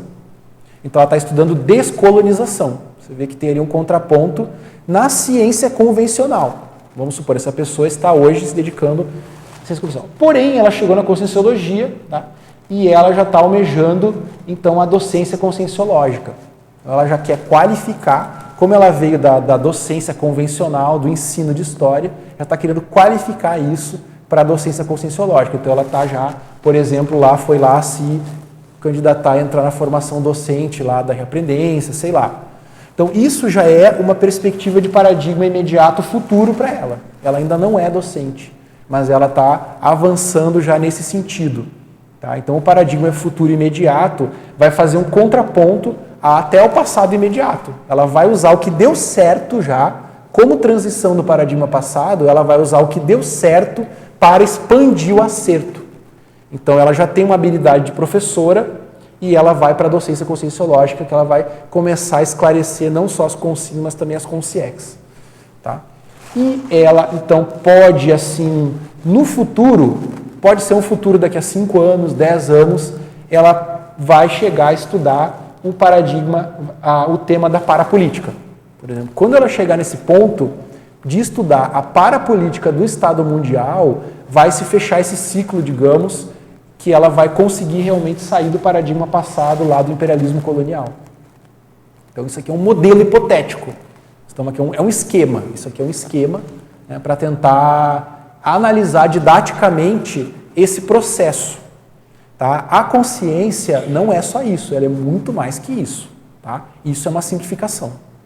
Tá? É uma redução, se vocês quiserem, é um ato de redução. Mas é uma maneira de tentar entender os grandes interesses mental-somáticos da pessoa. Isso mostra o paradigma dela. Então, por que tanta necessidade de estudar processo de colonização envolvida nisso, e a pessoa tem indignação com isso, ela fica revoltada, Por quê? Porque há uma transição paradigmática em curso. Há uma crise paradigmática ali. Entende? Então, à medida que ela vai dando um passo para frente, né, essa crise paradigmática vai se assentando melhor. Quando ela entrar na docência conscienciológica, vamos supor que ela termine, né, a formação e vire docente conscienciológica. Ela vai, então, esse esquema, vamos dizer, esses 3 círculos, eles vão andar para o lado um pouco e o paradigma presente dela já vai ser a docência conscienciológica, vamos supor. E aí o paradigma futuro imediato vai ser a parapolítica e ela já vai almejar um outro paradigma futuro, ainda, não sei, talvez ela vai detalhar mais esse paradigma parapolítico, talvez ela vai ver que tem um outro intermediário ainda entre a docência conscienciológica e a parapolítica, isso vai se desdobrando, digamos.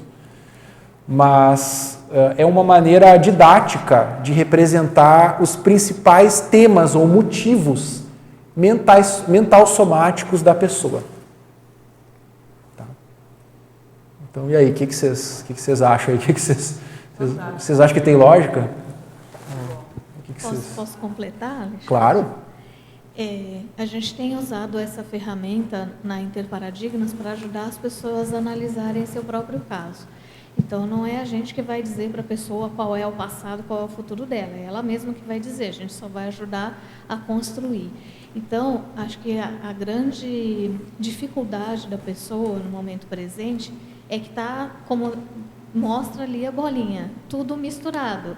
A pessoa tem um foco lá no presente, digamos, esse da teoria da descolonização, mas ela ainda atua, ela ainda tem traços que têm a ver lá com aquele passado de imperialismo. Olha a interseção ali, a interseção ela entra no passado. Ela entra. Então, a pessoa está aqui no presente, mas ela tem comportamentos que têm a ver com o passado. E, ao mesmo tempo, ela tem ideias, tem companhia extrafísica, tem impulsos que têm a ver com o paradigma futuro. Então, às vezes, o que é difícil para a pessoa é justamente essa mescla, que ela está no hoje, mas ela não está identificando que tem coisas que são do passado, tem coisas que são do futuro. É como se tudo fosse presente. E é tudo presente. E é tudo a rigor presente no comportamento. Então, aí fica muito achatado, assim, e você não consegue distinguir aquilo que é para ser descartado e aquilo que é para ser investido. É como se tudo ficasse com o mesmo nível de referência, de peso. Então ela não sabe direito quem ela é. Ora ela se manifesta como se fosse uma navegadora, sei lá o que, uma conquistadora. Ora ela se manifesta como, sei lá, amparadora. A crise de identidade. Crise de identidade. Então, quando a gente consegue organizar diagrama, né, autoparadigmático, essas coisas todas se organizam na cabeça da pessoa. E aí os fatos do cotidiano que vão acontecendo nos laboratórios ajudam a pessoa a se posicionar melhor no seu presente e fazer esforço direcionado, específico, para alcançar esse futuro imediato e esse futuro que ela quer. Agora só... A gente tem um serviço e a gente tem curso sobre isso. Mas uma coisa que eu quero chamar a atenção nessa abordagem é o seguinte, que tudo isso é o ponto de vista mental somático. Isso quer dizer que é estudo e pesquisa em cada item desses. Não é que é assim, tipo, agora eu gosto de tal coisa. Não, não é isso. Você está dedicado mental somaticamente para estudar aquelas ideias e desenvolver aquilo. São focos de produção mental somática, o paradigma. É assim que se forma o paradigma. Você produzindo mental somaticamente, você vai, vamos dizer, aquilo vai se assimilando à sua parafisiologia, vamos dizer assim. Então, tudo isso, uma pessoa que almeja, vamos supor essa pessoa hipotética, ela quer sair lá da colonização, ela quer chegar no Estado Mundial e tal. Pô, ela tem que escrever sobre esse assunto, ela tem que pesquisar isso aí. O que é isso aí? Né? Ela tem que dar provas de que ela está realmente materializando aquilo.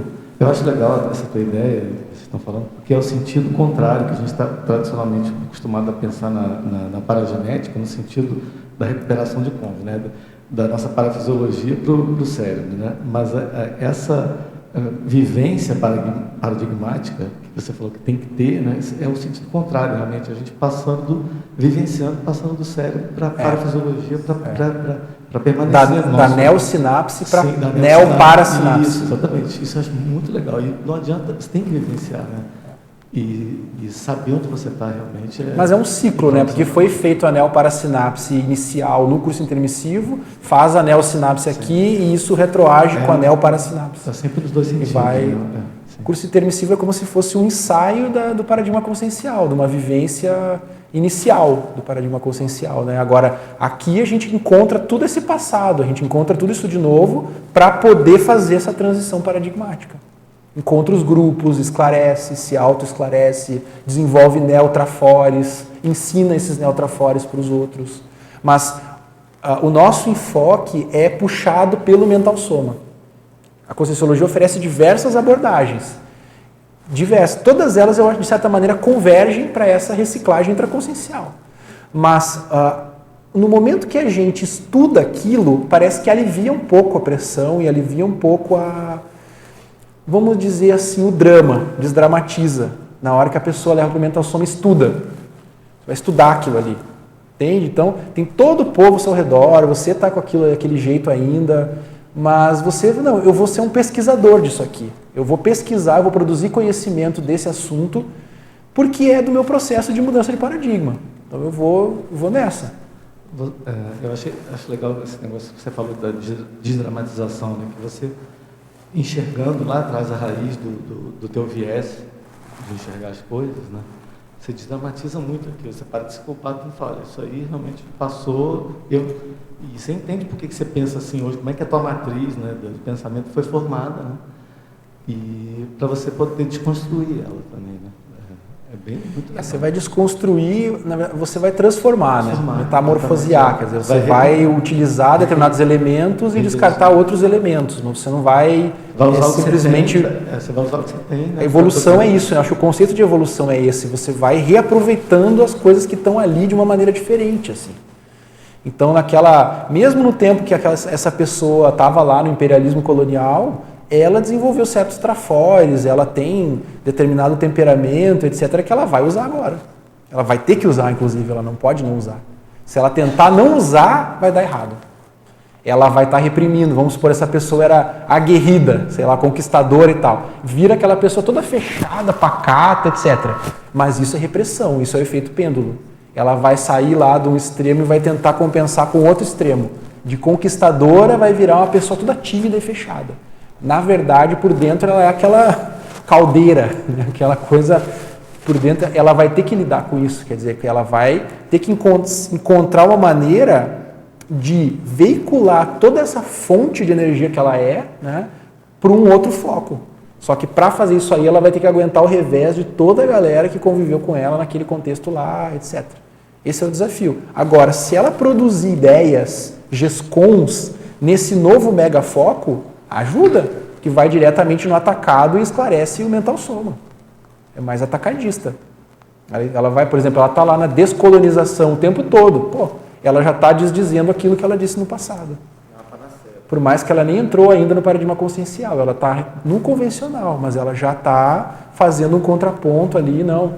Contra, não tem que colonizar, a gente tem que ajudar, tem que sei lá o quê, mas desdizendo o que disse e tudo.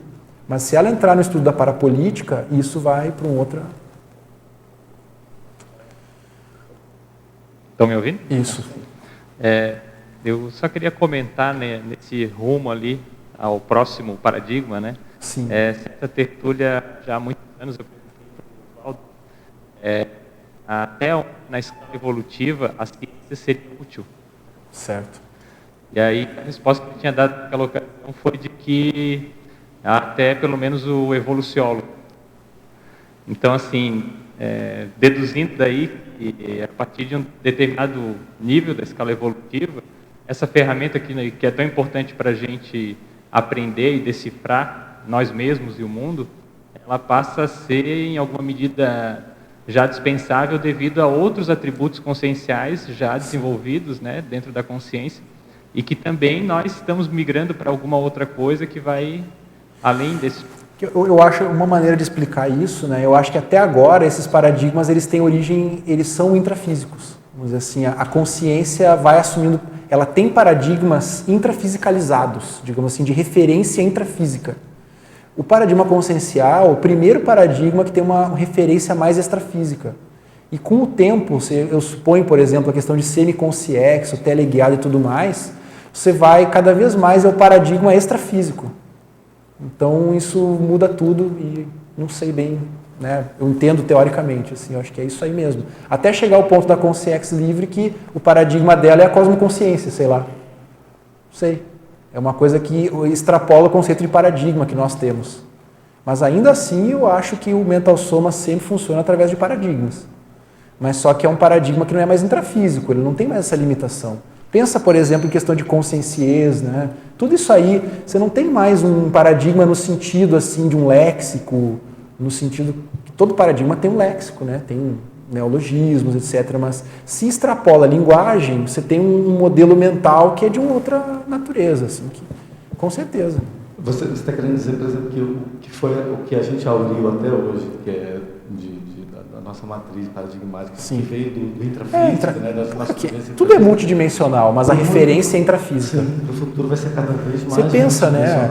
Por exemplo, o psicossoma não tem o formato do soma, né? Quer dizer, a gente tem essa referência intrafísica, vem dos subhumanos, a nossa referência é intrafísica para evoluir e vai se tornando cada vez menos intrafísica, menos, até ir perdendo a forma do psicossoma e tudo mais. Engraçado, acho que tem até um paradoxo, né? Talvez no futuro, a gente já caminhando na escala evolutiva, ao mesmo tempo que você vai ter mais facilidade de recuperar cons, você também vai ter uns cons que são talvez mais difíceis de recuperar, que eles não foram abolidos intrafisicamente, eles são da percepção expandida da consciência. É um paradoxo, né? É um paradoxo. Isso é uma coisa que você fala muito, né? Essa coisa de que a consciência ainda quanto mais perto ela está, por exemplo, do início da escala evolutiva, de certa forma, ela recupera cons mais fácil. Isso, eu estou escrevendo sobre de certa forma. É um paradoxo. Que é mais parecido com o mundo, com o intrafísico, assim, né? E o próprio cérebro, né? Também, a limitação cerebral, né? Também.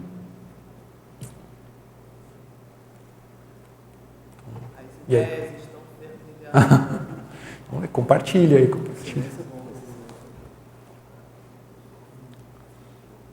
Pode comentário, né, quando você mencionou agora o conscienciês, a primeira vez que eu vi o professor Valdo mencionar isso, eu não tenho capacidade cognitiva, eu não tenho de compreensão. Aí ele falou assim, olha, não tem sílaba, não tem itens gráficos, não tem... Aí ele falou assim, você vê alguma coisa como ideograma, escrita chinesa, japonesa? Não, Jarbas, também não é isso. Aí eu fiquei assim, mas como só o plano de 10, a gente pensa, né? Assim, né? Mas assim, ó, por exemplo, se você acopla com uma pessoa, por exemplo, você pode decodificar parte daquilo que ela está pensilizando, certo? Porque tem um mas não tem uma vocabulário. linguagem oral.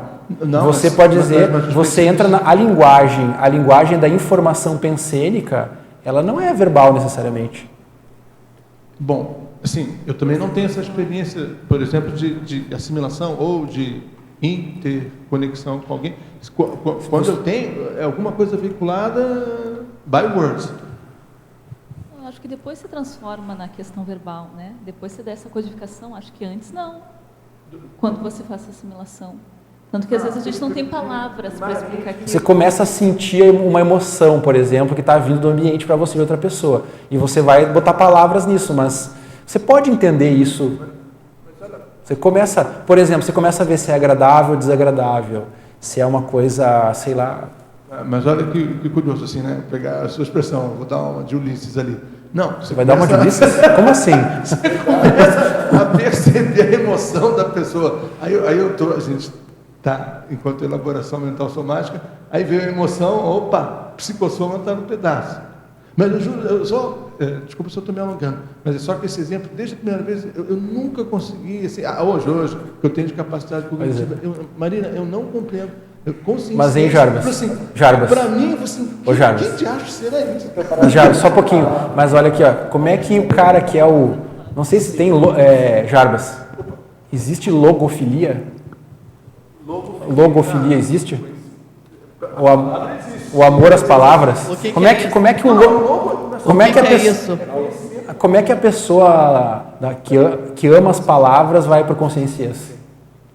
Entende? É até o desafio da mudança de paradigmas aí, é evolutivo. Chega uma hora que você vai ter que abrir mão das palavras. Imagina como é que vai ser esse momento. Vai, mas como é que vai, né? Então, essa pergunta que o Jarbas fez, então, não sei também a resposta, mas eu costumo compreender, né, e tento colaborar dessa forma. Aprende-se a nadar nadando. Não adianta você pegar todos os livros sobre natação, conhecer todos os campeões de natação, se você não se lançar dentro de uma piscina, do mar, de um rio, qualquer coisa, e começar a se debater lá. Vai aprender a nadar dessa forma. Mas se não se lançar, se não ousar a se lançar... O princípio da... Você falou uma coisa muito séria nesse sentido, quer dizer, tudo que você falou é muito sério, aliás, tudo que todo mundo falou é muito sério. Mas a condição do erro. Começou a não querer errar, parou, na minha opinião, estagnou. O erro faz parte do aprendizado. E outra coisa, se a gente quiser filosofar, o que é o erro? É uma interpretação de algo que foi feito. Né? Tirando essas excrescências todas, é simplesmente um experimento. A pessoa se lançou a experimentar algo. Né? Então, vamos voltar aqui ao meu exemplo, que me ajuda a compreender como é que nós que não posso falar assim, mas a pessoa que não tem a vivência do conscienciês, como é que ela começa a compreender aquilo, né? Se lança a experimentar, faz como o Zarlab falou ali, faz um acoplamento áurico, né? Evoca um amparador, uma consciência ou uma consim que tem aquela vivência, faz um acoplamento áurico, esquece, como ele falou ali, quer dizer, dentro do possível, a condição das palavras e aure aquele conhecimento. Auriu aquele conhecimento, você começou a se debater dentro de um rio, né? Opa, ele vai aprender a nadar. Pois é, porque olha só, como é que você... Hein, Jarbas, aquele desafio quando a gente começa a aprender sobre energia e mobilizar energia, né? Você vai lá, mas eu não sinto energia, eu não sinto EV, como é que eu sei que eu estou fazendo EV e tal? Não, você vai criar algum código, digamos, que é uma representação daquela sensação de energia, mas ela não é verbal. É uma sensação, que nem o tato, que nem outras sensações, né, que nós temos. Bom, a Marina foi muito feliz, e na interação, quando ela mencionou, aí você faz uma assimilação, estabelece uma conexão com uma consciência. Eu fiquei me lembrando do professor Valdo, e a consciência ali, a última vida que teve, deixou de ser serenão, eu estou com bloqueio, estou com falha de memória. Meu nome do que virou consciência livre, se tornou consciência livre, é o que ele mencionava. Mas a ideia que você está trazendo... A ideia que você está trazendo é muito válida. Porque na hora que ele identifica que a serenona monja é uma consciência avançada, e ele se coloca numa neutralidade interna para bebê-la, para auri-la, para engoli-la. Ele começa como? Imitando o gesto dela. Né? Opa, ela está assim, ela está no silêncio. E era um paradigma para ele. Mas eu acho que essa expressão que você usou agora, eu acho que vale o destaque essa neutralidade interna. Né? Porque na hora que você vai analisar, por exemplo, um paradigma ou um conflito de paradigmas, tem que entrar com essa neutralidade interna. Que eu acho que é um pouco o que o Ulisses estava chamando a atenção. Assim. Essa neutralidade, você não enquadrar as coisas, mas ao mesmo tempo você está, vamos dizer, usando tudo que você tem para tentar entender da melhor forma possível. Você vai buscar tudo. Aquela hora é hora de você compreender o que está acontecendo. E você vai com tudo, daí para percepções, base cultural, tudo. É a neutralidade interna que você falou. Acho que isso vale um verbete. Como eu mencionei isso porque, fazendo essa conexão com a consciência livre, eu imagino que a gente já estaria próximo de experimentar o conscienciência. E o que você mencionou, o Ulisses agora, eu fiquei pensando, por exemplo, eu não tinha isso, mas como a gente tem uma ideia, né, de primo pensene ou um monoteísmo, aí quando o Ulisses mencionou, por exemplo, a cultura indiana, e a gente vai ficar olhando assim, não, mas aquilo é, por exemplo, um idiotismo cultural, aquela pluralidade de deidades, de divindades. Aí você imagina, dentro agora, na conscienciologia, o primo pensene é único, é um uno, não tem desdobramentos mas ao mesmo tempo, eu lembro que o professor Paulo falava, o nome que ela vai falar? Na natureza tem, esqueci o termo, deidade, divindade, por exemplo, eu também não... Agora, hein, Jarbas, só para não estar acabando já, mas assim, que assim, eu acho que uma coisa não exclui a outra. Eu acho que você tem que ter o juízo crítico, você pode inclusive achar que é um idiotismo cultural, mas outra coisa é você fazer tábula rasa do outro e você estigmatizar o outro. Porque apesar de você ter esse juízo crítico, ele tem as razões dele e para você ter rapport com ele, você tem que entrar no universo dele. Então, não é que você não vai deixar de ter juízo crítico, nunca. Se você deixar de ter juízo crítico, você está entregue à situação. Mas ter juízo crítico não é o mesmo que ter preconceito. Não deve ser, em todo caso. Não deve confundir ter juízo crítico com ter preconceito. Só a Lu agora, a última, para a gente terminar. Tá 1 minuto faltando. Não vai ser uma pergunta nem um comentário, é o chapéu de Parapedagogia da Interparadigmas, fazendo uma breve propaganda aí. O convite para quem ficou interessado em fazer o seu próprio diagrama e conhecer melhor a sua situação de transição paradigmática, no final desse mês a gente tem um curso, que é o curso de transição autoparadigmática. Então, aqueles que estiverem interessados podem procurar os detalhes lá na nossa página, ou falar com a gente, ou buscar o serviço de apoio em relação a essa identificação, quem não tiver possibilidade de fazer o curso. O curso é sexta, sábado e domingo. A gente detalha todos esses processos que o Alexandre trouxe hoje. Cada pessoa faz o seu diagrama e depois a gente tem uma sessão de cobaias em que cada um apresenta o seu caso e o caso vai sendo discutido ali no grupo. Então é isso, vocês estão É isso aí. Ainda não está. Nós vamos confirmar isso. É 23, 24 e 25. Ainda está confirmado, Lu. Ainda está confirmado. E o local a gente vai confirmar com vocês. Ainda está confirmado. Tá. Eu quero sugerir uma pessoa que pegue as informações, não tem um boletim aqui na recepção? Então, qual é o site que entra? Interparadigmas.org. .org.br. Isso. Então tá, gente, muito obrigado aí pelo debate, foi muito intenso, eu mesmo tive várias ideias, acho que deu para até expandir algumas coisas aqui da interparadigmologia e tudo.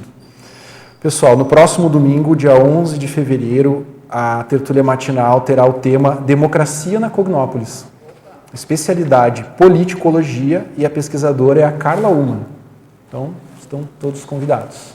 Bom domingo a todos.